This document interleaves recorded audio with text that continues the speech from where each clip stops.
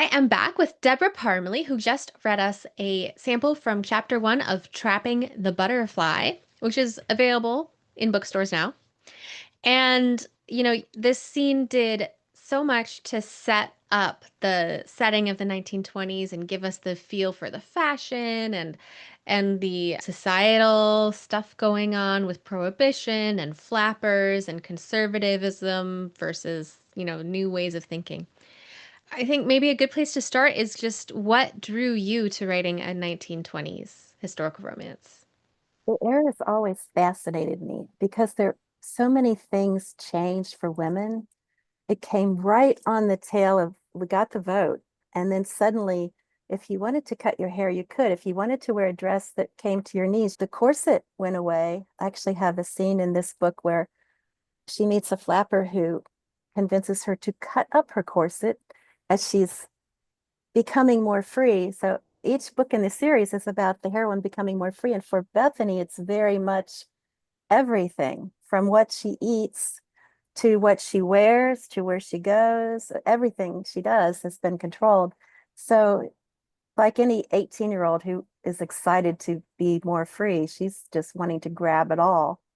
And they're going to the Arlington Hotel in Hot Springs, where it's actually part of the national park system there. You can go there and you can take the baths and you can go Mm. through the old bath houses. And the Arlington has the baths with it.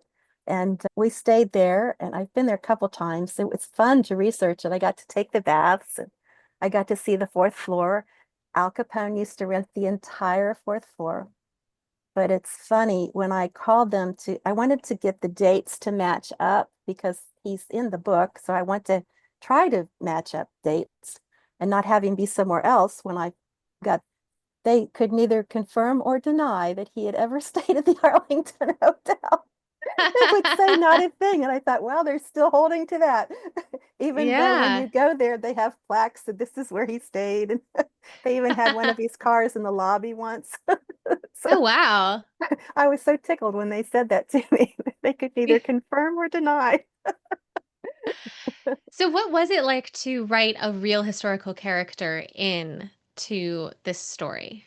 Does Well, she interact with Al Capone?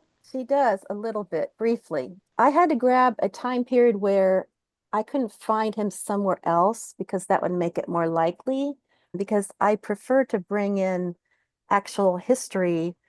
So that helped me decide when. It's kind of like dominoes, though, but I got these time periods and I was looking around for what was going on.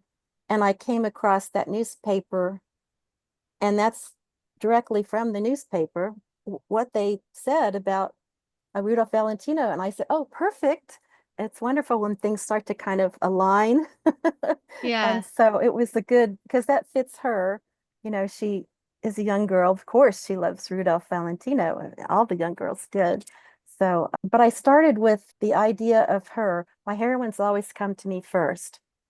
So I knew I wanted to write her story and all of the different things that she would need to do to be independent again. She's got a Hmm. long way to go. So she's torn. There are three men that are interested in her. One is one of Al Capone's guys, and he's, of course, dangerous. So there's a little pull that way. Then there's the detective, who is the good guy, and there's definitely a pull that way. And then there's the man that her aunt and uncle want her to marry, and that's the merger that's referred to.